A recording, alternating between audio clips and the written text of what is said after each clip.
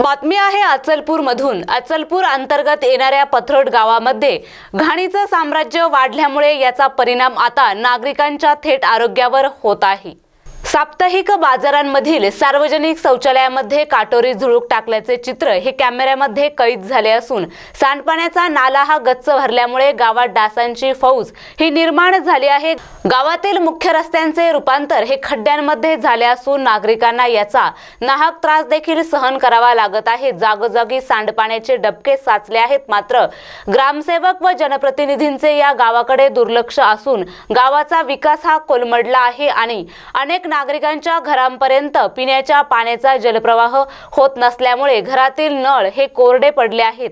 साप्ताहिक बाजारमध्ये घाणीचे साम्राज्य असूनही हिटलरशाहीने कर्तव्य गाजवत असलेली ग्रामपंचायत ही साप्ताहिक बाजाराचा लिलाव करत असल्याची खात्रीदायक माहिती देखील प्राप्त झाली आहे। पंचायत समिती येथील वार्षिक आढावा बैठकीत ग्रामसेवकाच्या बदलीच्या संदर्भात तक्रार प्रोसेसिंगवर आली असून नागरिकांनी ग्रामसेवकाच्या बदलीची मागणी देखील आता नागरिकांकडून करण्यात येत आहे। जुनेद अहमद, झुमॉन न्यूज, परतवाडा, मेळघाट।